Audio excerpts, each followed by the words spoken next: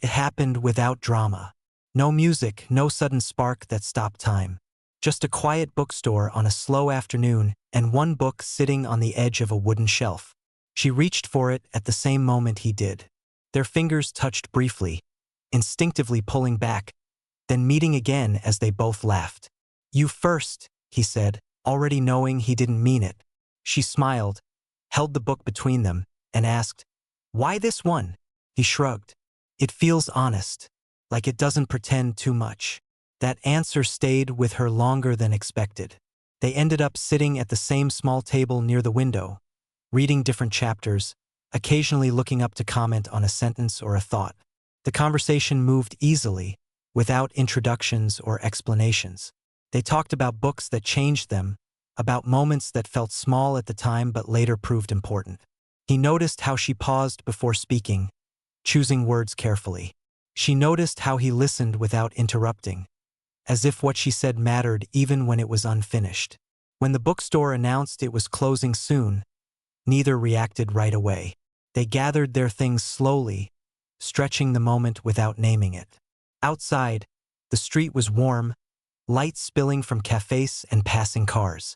He asked if she wanted coffee. She said yes without hesitation. At the cafe, their knees brushed under the table.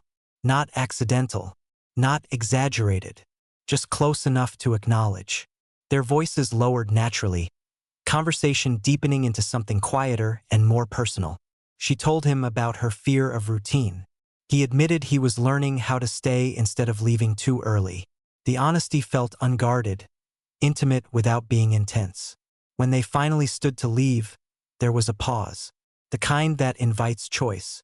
He leaned in, slow enough to give her space, close enough to be clear. She met him halfway. The kiss was soft, deliberate, unhurried. Not a promise, an opening.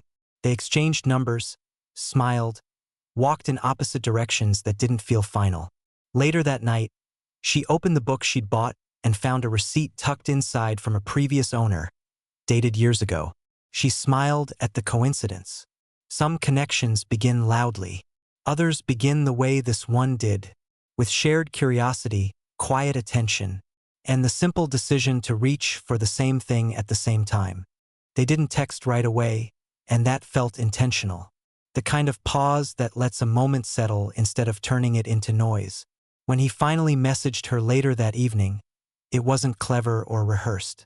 He told her he'd started reading the book again and kept thinking about the way she'd reacted to one particular line.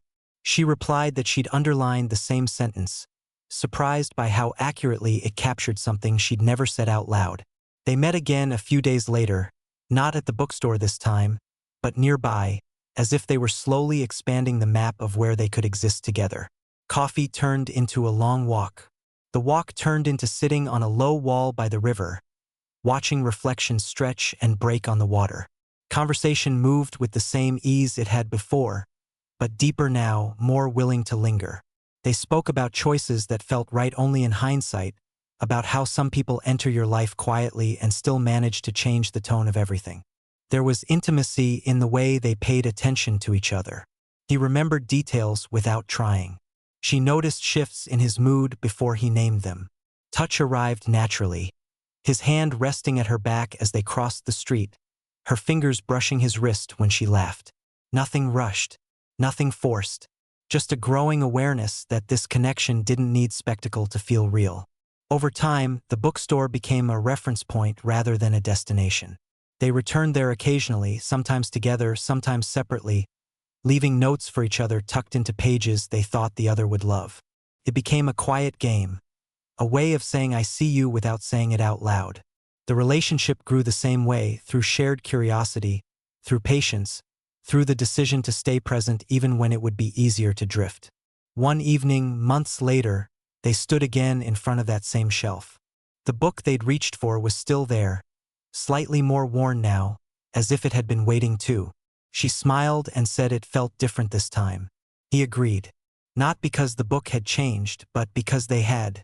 Some stories don't end when you close the cover. They continue slowly, honestly, in the quiet spaces between words, where two people keep choosing to read the next page together.